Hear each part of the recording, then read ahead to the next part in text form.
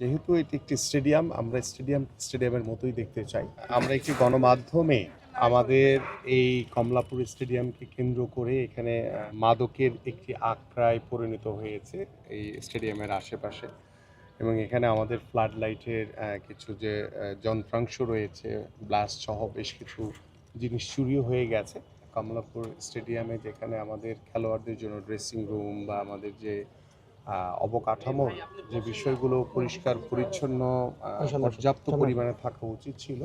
এবং সেখানে আমরা দেখেছি যে আমাদের স্টাফরাই টিনশেডের মতো করে কেউ হয়তো বা এখানে বসবাস করছেন, তারা হয়তো বা নিরাপত্তার স্বার্থে করছেন। বাট যেহেতু এটি একটি স্টেডিয়াম, আমরা স্টেডিয়ামের মতোই দেখতে চাই। তো ইতিমধ্যে আজকের এই যে গত দুদিন আগে যে চুরির যে ঘটনাটি ঘটেছে,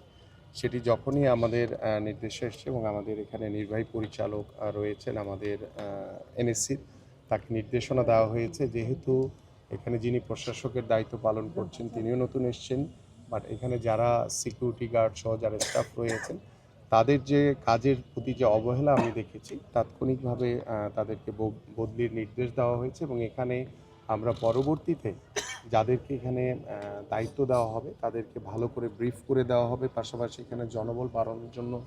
ইতিমধ্যে নির্দেশনা দেওয়া হয়েছে, যে সিকিউরিটি গার্ড থেকে শুরু করে এবং স্থানীয়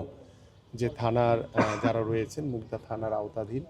তাদেরও পুলিশের সহযোগিতা নিয়ে আমরা যাতে এখানে কোনো মাদকের আখড়া বসতে না পারে বা অবাধে যাতে কেউ স্বাভাবিকভাবে এখানে চলাচল করতে না পারে, সেই বিষয়গুলো আমরা আরও সতর্কতার সহিত তদারকি করে আমরা চেষ্টা করব যে কমলাপুর স্টেডিয়ামকে ইতিমধ্যে আমাদের বাংলাদেশ ফুটবল ফেডারেশনের কাছে আনুষ্ঠানিকভাবে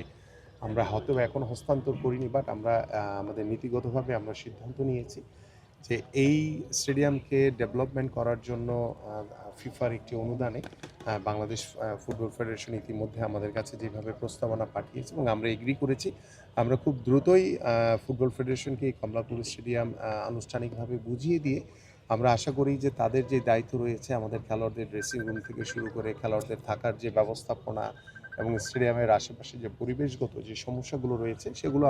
তারা তাদের মতো করে করবে, এবং ডেফিনেটলি যেহেতু স্টেডিয়ামটি জাতীয় ক্রীড়া পরিষদের আন্ডারে, সো আমরা আমাদের জায়গা থেকে তদারকি করে এখানকার নিরাপত্তা, নিশ্চয়তা এবং এখানকার যে সার্বিক যে ব্যবস্থাপনা সেগুলো আমরা আমাদের মতো করে দেখভাল করব। ভবিষ্যৎ হোক নিরাপদ, বিনিয়োগ হোক বিশ্বস্ত, আর আমার পছন্দ সল্ট বে। ওয়েলকাম টু সল্ট বে। ইনশাল্লাহ আমরা আশা করছি, এবং এখানে গ্যালারির যে পাশে কয়েকটি গেট রয়েছে আমরা দেখছি যে সেখানেও মানে নিরাপত্তাহীনতার কারণে সেখানে দেখা যায় যে অনেকেই মাঠের ভিতরে ঢুকে যায়, এবং এখানে মাদকের যে একটি সংখ্যা আমরা দেখছি সেগুলোকে আমরা আরও